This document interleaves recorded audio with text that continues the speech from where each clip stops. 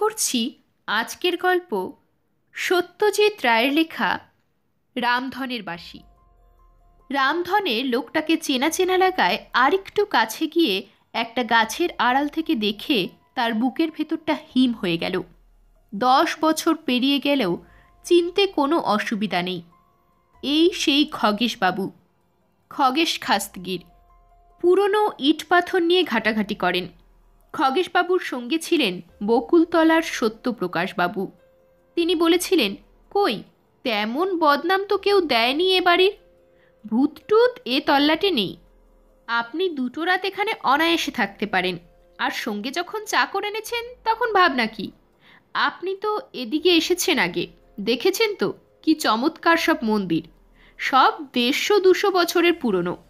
আমাদের গায়ে তো বড় একটা কেউ আসে না, আপনি একদিন বাদে এলেন, এ আমাদের পরম ভাগ্য। এতদিন পর মানে 10 বছর। রামধনের মেজ কাকার বন্ধু হলেন খগেশ খাস্তগির। ভদ্রলোক কলকাতায় থাকেন, প্রত্নতত্ত্ব নাকি জানি চর্চা করেন। তার জন্যেই বার কয়েক এই জামহাটি গায়ের 150-200 বছরের পুরনো পোড়া ইটের মন্দির দেখে গেছেন কয়েকবার। সেই নিয়ে তার কিছু লেখাও কাগজে বেরিয়েছে মাঝে মাঝে। খগেশবাবুর এই কাজ নিয়ে রামধনের মনে কৌতূহল জাগলেও সেই নিয়ে কোনোদিন কিছু বলার সাহস পায়নি। বাপরে বাপ, একটা ঘটনা সে কোনোদিন ভুলতে পারবে না। একবার খগেশবাবুর একটা পাথরের মূর্তি রামধন তুলে দেখতে গিয়ে সেটা হাত থেকে ফেলে দিয়েছিল। এমনিতেই রকচটা লোক, তার উপর এত বড় একটা ক্ষতি। খগেশবাবু শাস্তি হিসেবে এক হাতে রামধনের চুলের মুঠি আর এক হাতে তার পাতলা কোমরটা ধরে মাথার উপর তুলে একটা আছাড় মেরেছিলেন। 10 দিন ছিল গায়ে ব্যথা। রামধন ছিল অত্যন্ত নিরীহ মেজাজের ছেলে। খগেশবাবু যখন প্রথমবার তাদের বাড়িতে এসেছিলেন তখন রামধনের বয়স মাত্র 17। তখন সকলে তাকে দিয়ে ফাই ফরমাস খাটিয়ে নেয় আর কথায় কথায় ধমক লাগায়। পোস্ট অফিসে চিঠি ফেলে এসো, তাও রামধন। বিশু জ্যাঠাকে স্টেশনে পৌঁছে দিয়ে এসো, তাও রামধন। বাদলা হয়েছে, কেষ্টর দোকান থেকে পেঁয়াজি নিয়ে এসো, তাও রামধন। ফলে রামধনকে সর্বদাই তটস্থ হয়ে থাকতে হতো। পান থেকে চুনটি খসলে আর রক্ষে নেই। বাড়ির বড় কর্তা থেকে শুরু করে 13 বছরের ছোট ভাই বিও তার দিকে চোখ রাঙিয়ে ছাড়া কথা বলে না। খগেশবাবু একদিন বাদে গায়ে এসেছেন, আর গাঙ্গুলিদের বাড়িতে একটা ঘর নিয়ে থাকছেন শুনে সত্যপ্রকাশবাবু সত্যি গদগদ হয়ে উঠলেন। বললেন, আপনার কাজের দিক দিয়ে দোতলার দক্ষিণের ঘরটা সবচেয়ে সুবিধে হবে। আলো বাতাস 2 আছে, জানলা দিয়ে গণ্ডকী পাহাড় দেখা যাবে, আপনি দিব্যি নিশ্চিন্তে কাজ করতে পারবেন। এই রে কেলেঙ্কারি, ওই দক্ষিণের ঘরে রামধনের বাঁশিটা রয়ে গেছে। বড় সাধের বাঁশি, রথের মেলা থেকে 4 আনায় কেনা। সে কি আজকের কথা? সেই বাঁশি রামধন গায়ের উত্তরের মাঠে গিয়ে একটা নোনা বাদাম গাছের তলায় বসে বাজায়। এইভাবে তার কত সময় কেটে গেছে। বাড়িতে থাকে সে খুব কম সময়টুকু, বেশিরভাগই একা একা মাঠে ঘাটে টোটো করে বেড়ায়। এই নিয়ে কেউ আর আপত্তিও করে না, সেই ভালো। সারা জীবন অনেকের অনেক ফরমাস সে খেটেছে, এখন তার ছুটি। কিন্তু বাঁশিটা কি হবে? ওই বাঁশির জাতই যে আলাদা। এত বছর ছুঁয়ে ছুঁয়ে ওর এমন গলা খুলেছে যেমন আর কোনো নতুন বাঁশিতে খুলবে না। এখন উপায় হচ্ছে তককে তককে থাকা। খগেশবাবু একবার বাড়ি থেকে বেরোলে পর টুক করে গিয়ে বাঁশিটা নিয়ে আসা যাবে। ওর সামনে পড়া কোনো মতেই চলবে না। কে জানে, হয়তো 10 বছর আগের রাগ ভদ্রলোক এখনও পুষে রেখেছেন।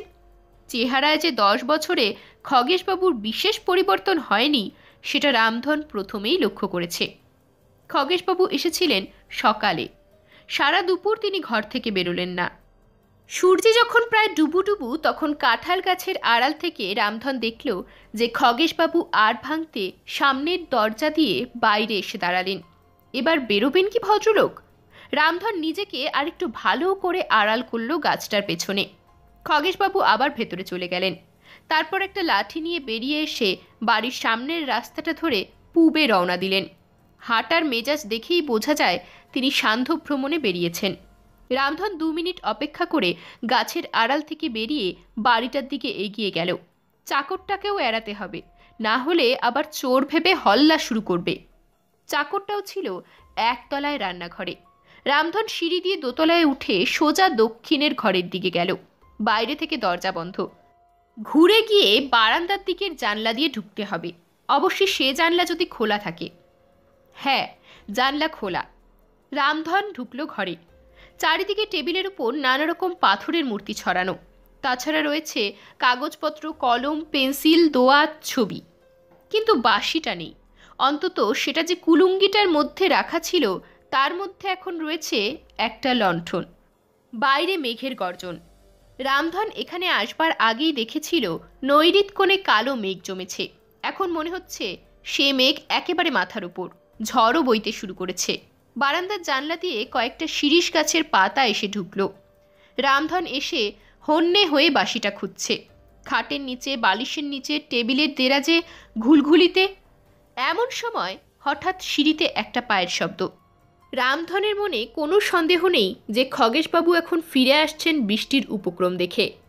তার সেই 10 বছর আগের কথা মনে পড়ে রামধনের বুকের রক্ত আবার হিম হয়ে গেল। পায়ের শব্দ, বন্ধ দরজার দিকে এগিয়ে এলো। রামধন একবার মনে করল যে বারান্দার দিকে জানলা দিয়ে পালাবে, কিন্তু কেন যেন তার শরীরে একটা অবশ ভাব এসে গেছে। তাছাড়া তার বাঁশিটা তো এখনও পাওয়া যায়নি। একটা মচ শব্দ করে দরজার তালাটা খুলল, আর তারপরেই দরজাটা খুলে গেল। রামধন কাঠ হয়ে দাঁড়িয়ে আছে। যা কপালে আছে হবে, কিন্তু যা হবে ভেবেছিল তা তো হলোই না, বরং হলো তার উল্টো। দরজাটা খুলে রামধনকে সামনে দেখে খগেশবাবুর চোখ কপালে উঠে গেল, আর তিনি ভিড়মি দিয়ে শটান পড়লেন মেঝের ওপর। আর ঠিক সেই সময় তার কোটের পকেট থেকে রামধনের বাঁশিটা বেরিয়ে গড়িয়ে পড়ল মেঝেতে। রামধন সেটাকে তুলে নিয়ে খগেশবাবুর দেহ টপকে বাইরে এসে শটান সিঁড়ি দিয়ে নেমে বেরিয়ে গেল। সকলের কাছে ধমক খেয়ে এসেছে বলেই রামধন এটা বোঝেনি যে তাকে এখন দেখে খগেশবাবুর এই দশাই হবে। কারণ আজ থেকে 10 বছর আগে আজকেরই মতো একটা ঝড়ের সন্ধ্যায় মাথায় একটা কদবেল প্রমাণ শিল পরে রামধন মাথা ফেটে অক্কা পায়। তার মেজাজ যতই ভারিক্কি হোক, চোখের সামনে রামধনের ভূতকে দেখে যে খগেশবাবু ভিড়মি যাবেন তাতে আশ্চর্যের কিছুই নেই। এরকমই আরও সব গল্প পেতে চ্যানেলটিকে সাবস্ক্রাইব করে দেবেন, আর গল্পটি যদি ভালো লেগে থাকে তাহলে লাইক, শেয়ার আর কমেন্ট করে দেবেন।